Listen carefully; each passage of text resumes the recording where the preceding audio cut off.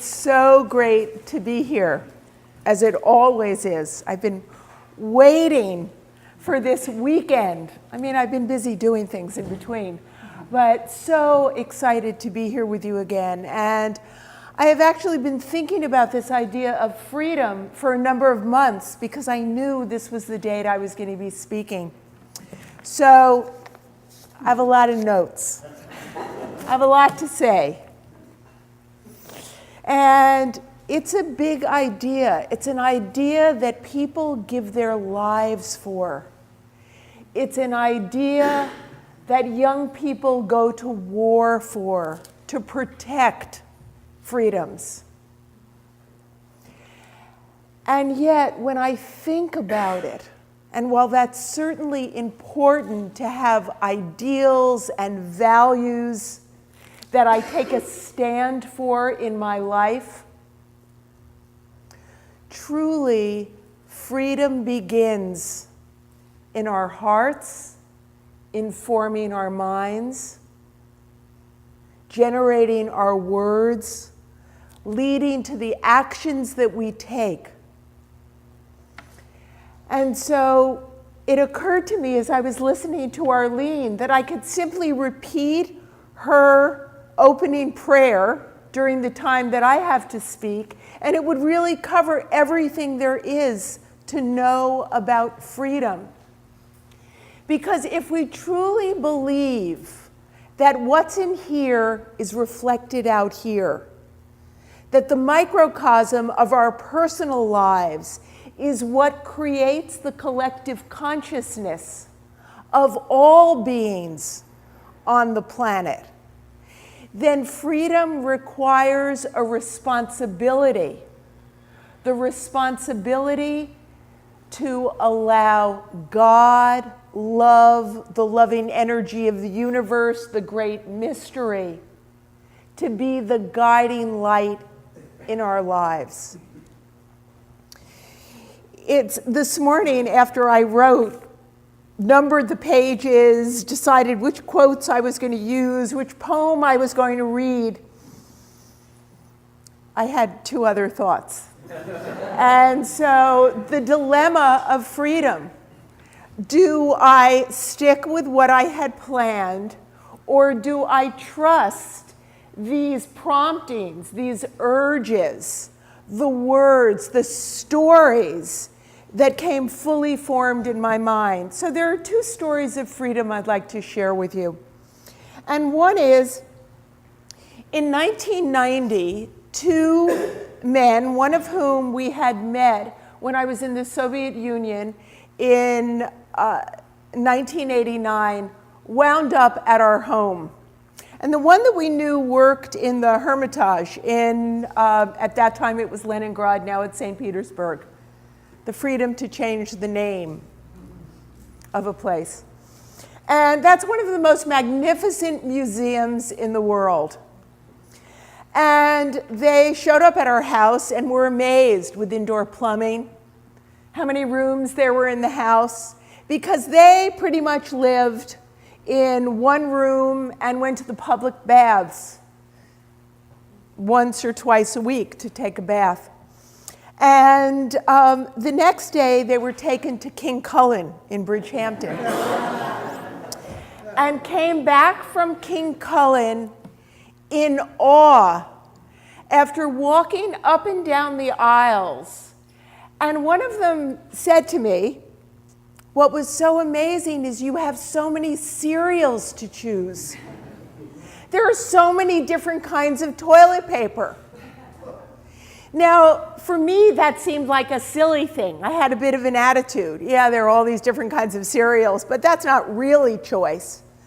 But for someone who has difficulty getting sugar, even though there is sugar, but you can't get it, for someone who has difficulty acquiring things that we take for granted, the ability to make the choices about cereal represented freedom. The other story that popped into my mind this morning is an experience that I've had over the past 7 weeks. And I just want to make sure that's relevant for this group. So raise your hand if you have ever struggled with your relationship with your body. You've thought you weighed too much, you weren't tall enough, you weren't... I thought so. So I had been involved up until now. That's the word I like that phrase now. Up until about 7 weeks ago, that was a major issue of my life.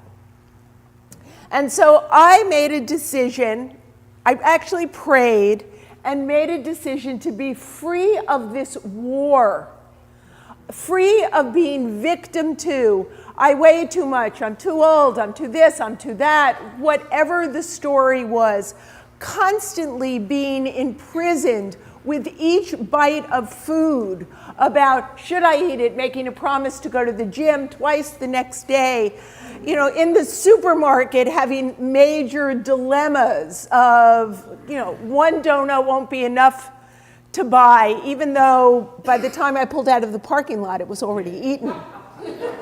Can anybody relate? And so I made a decision to lose weight, and I decided to do it by becoming actually a plant-based eating program. And I followed it very strictly for 3 weeks. It was a 3-week program, and it's been terrific. And then I finished the structured part of the program. And that's when the real work started. Because I could follow the structure for a short period of time for my freedom. I could follow the rules. I could do it. But then on my own, I was ready to negotiate some of the time. Anybody familiar with that, negotiating? You know, I can binge today and I'll never eat another cookie in my life. And my addiction to that white substance, which has a very sweet name, sugar, truthfully ended in just a few days.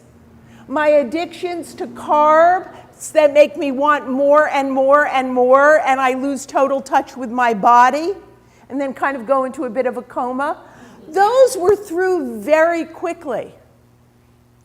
But what I was imprisoned by was decades of judging my body. What I didn't experience freedom about was truly loving this instrument that I have that allows me to express my love freely, that allows me to really enjoy the juiciness of all that life has to offer.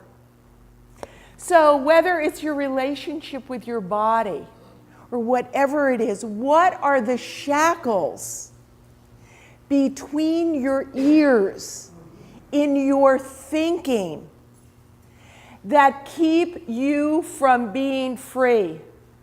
Because I truly believe that if I want this world to be a safer, loving, more peaceful place for my grandchildren and their grandchildren and generations beyond, that I have to take responsibility today.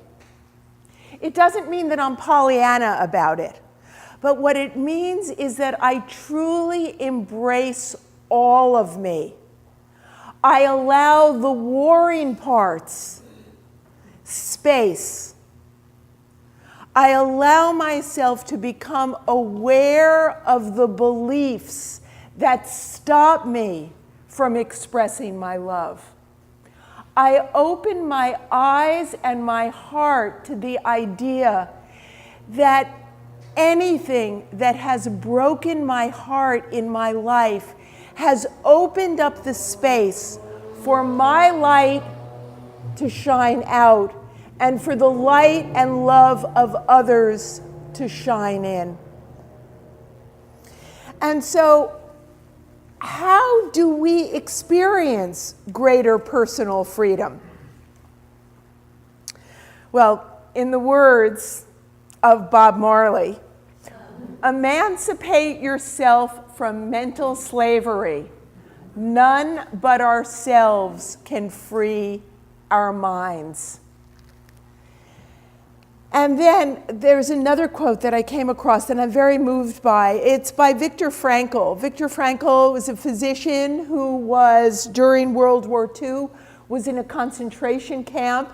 He came out of that experience, wrote Man's Search for Meaning, and he speaks to the idea that when it looks like everything is taken away from us, when we have nothing else to lose, we have the freedom of our mind, informed by our heart. This is a really important distinction. It's not here to here. It's from here to here. It's our heart. It's listening to the mind of our heart, listening to the words of our heart, listening to that nudging this morning when I remembered the King Cullen story, that was an example of freedom. And Viktor Frankl wrote, between stimulus and response, there is a space. In that space is our power to choose our response.